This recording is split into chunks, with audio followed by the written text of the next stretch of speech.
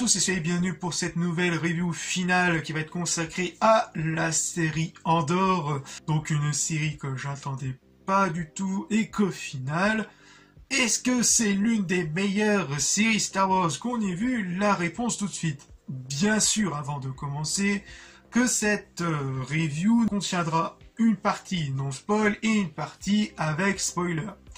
Donc, pour la partie non-spoil, donc au final, après ces visionnages de ces 6 derniers épisodes, pour un total de 2 épisodes, donc en général, qu'est-ce que j'en ai pensé? Donc, franchement, c'est plutôt réussi. On sent vraiment que c'est une série très prometteur, qu'elle a tout de même un gros potentiel à se faire, et ça se ressent vraiment, notamment en termes de l'écriture, etc. Avec aussi un développement assez intéressant de certains personnages, notamment le personnage principal de Andor, qui au début, comme je vous invite à revoir mes anciennes reviews, où vraiment on sentait l'hésitation pour qui se battait réellement. On sait qu'ils, dans les premiers épisodes, on sentait vraiment qu'il se battait vraiment pour lui, que pour lui c'était déjà une cause perdue, etc. Mais qu'il avait tout de même cette dent vers l'Empire, de ce qu'ils vont faire à son peuple, etc. Qui recherche tout de même sa sœur qui avait disparu, qui avait certaines pistes, etc. Ce qui va déclencher lors de sa recherche de sa sœur tous les événements qui vont se dérouler comme un effet boule de neige, notamment quand il va tuer les deux Miss, je crois, elle faisait partie de Miss ou je sais plus quoi, de l'Empire. Mais enfin, ouais, tout va se déclencher, etc. Et on va découvrir un peu plus sur le passé du personnage, notamment les 3 premiers épisodes qui va plus se concentrer là-dessus, et le démarrage de l'acte, enfin de cet arc, première partie avec le braquage, et le second acte qui va plus se dérouler sur vraiment son esprit de la rébellion, qui va petit à petit monter en crescendo, et même sans s'en rendre compte, monter en puissance, voire même réveiller certaines consciences à travers certains personnages, notamment le personnage de Andy Serkis, qui revient dans Star Wars, qui va jouer le rôle d'un des chefs de la prison, etc. Donc, qui va aussi prisonnier et qui joue un des chefs de groupe de prisonniers, etc. Qui va petit à petit voilà, se réveiller un peu, se rebeller avec sa conversation avec Andor, etc. Qui lui, d'un côté, veut aussi s'échapper, mais d'un côté, il sent tout de même l'oppression, il comprend un peu plus comment l'Empire fonctionne en général, enfin une partie de façon un peu obscure dans l'Empire, etc. Qui est vraiment intéressant et qui remonte vraiment en crescendo, notamment avec, comme je l'ai dit dans l'ancienne review, je crois, ouais, c'est dans l'ancienne review avec le personnage du gamin, qui va vraiment le faire hésiter, qui va vraiment le perturber, enfin qui va, on va dire, réveiller la conscience, vraiment la partie rebelle de Andor envers l'Empire. C'était tout de même assez intéressant sur cette évolution-là, mais aussi sur l'évolution d'autres personnages, notamment le personnage de Ciri, qui aura vraiment cette tendance à avoir vouloir cette partie vengeance et de rédemption envers l'Empire, vu l'échec qui a été fait sur Félix ou Félix, je sais plus. je sais plus, j'ai peur de confondre parce qu'il y a une marque qui s'appelle Félix, donc une marque de jeu. Je crois que c'est Félix, je sais plus, n'hésitez pas à me le dire dans les commentaires, etc. Bref. Parfois il y a des situations où certains personnages secondaires vont sembler être un peu importants, notamment la mère de Andor. Franchement, attention à elle. Elle va être très très importante, notamment vers le dernier épisode qui justement, où toutes les petites graines d'intrigue vont réunir une bonne partie des personnages, et qui vont se retrouver assez naturellement. Ça passe vraiment assez bien, et on comprend vraiment les enjeux qui vont se dérouler là-dessus, où chacun est venu sur la planète du début, donc la planète où vivait Andor, où vraiment ils vont se réunir sur un point commun, même avec une mission assez importante où chacun vient pour un point commun. Enfin, mais aussi sur d'apprendre comment l'Empire organise, comment le règne de l'Empire sous l'ère de la trilogie originale, sur comment elle s'organise à travers la galaxie, une partie de la galaxie qu'elle contrôlait pour son organisation, à savoir sécuritaire, avec le PSI, je crois, avec le personnage de la blondasse, à chaque fois j'oublie son nom.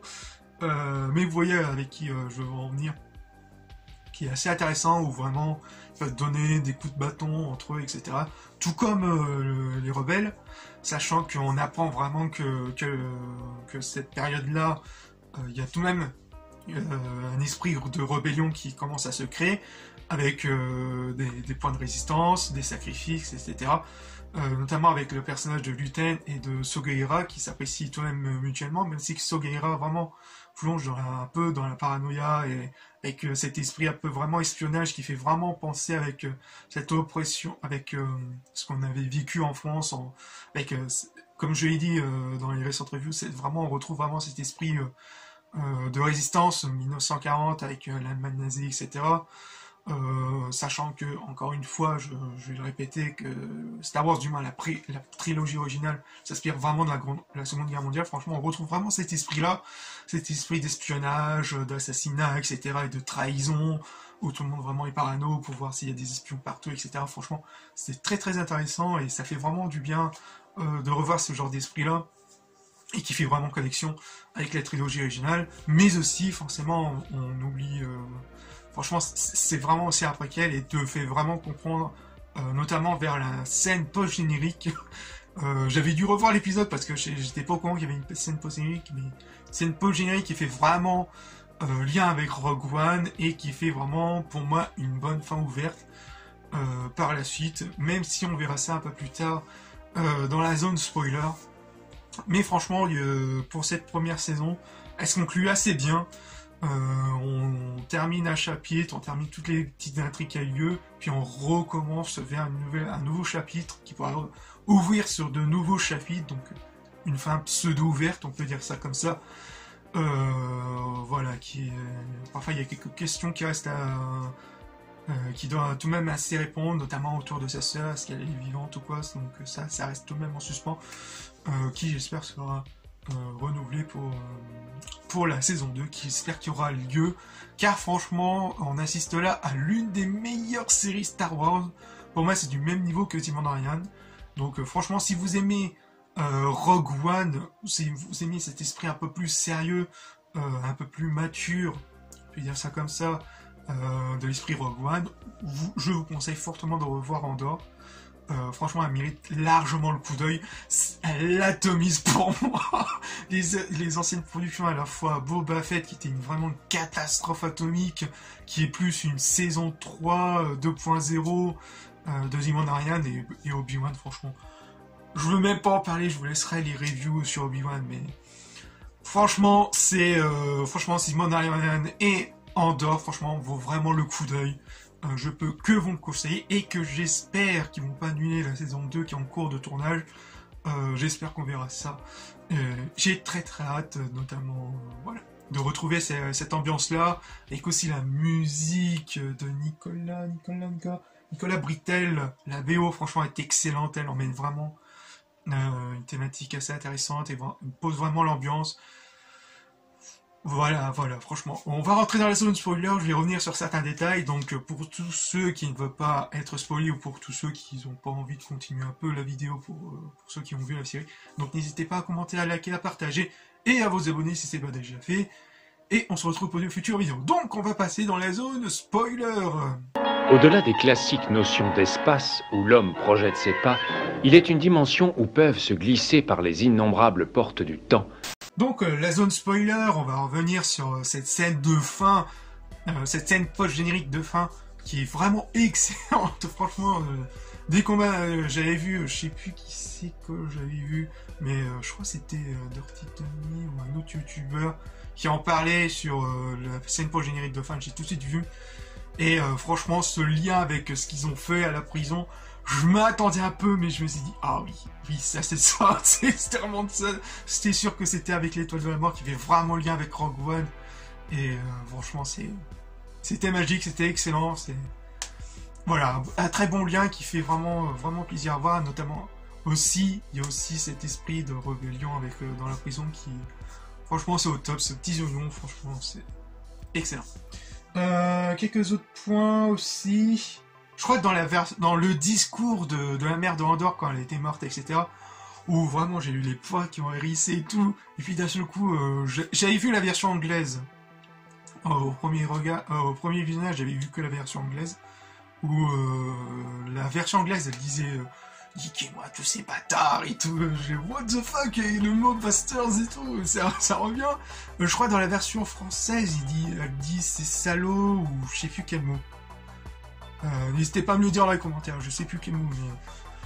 Wow, on sent vraiment qu'elle a aussi la haine envers l'Empire, et qu'on comprend aussi avec le flashback avec le père de Andor qui lui s'est fait sauvagement assassiner par les troupes de la République, je crois, dans le flashback. Mais enfin bref, voilà, mort à l'Empire, etc. Toute la révolution où ça part en couille, ça part en carnage pour un final totalement explosif. Oh, j'ai adoré, c'était excellent. Voilà, c'est du pur bonheur où tout le monde se réunit. Et franchement, la réunification de certains personnages, franchement, c'est un peu logique. Notamment avec Luthen qui va assassiner Andor, etc. Avec sa petite troupe. Avec Vel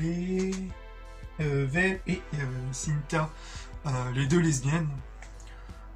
Franchement, leur relation assez simple mais assez compréhensible. Vel qui est un peu la petite fille riche et cousine de Mot Mothma, je savais pas. C'est surprenante cette petite relation, mais on sent vraiment la relation où Cinta était plus vraiment concentrée sur la mission, tandis que Vel est un peu plus romantique, on peut dire ça comme ça, qui est vraiment assez intéressant entre les deux. Voilà.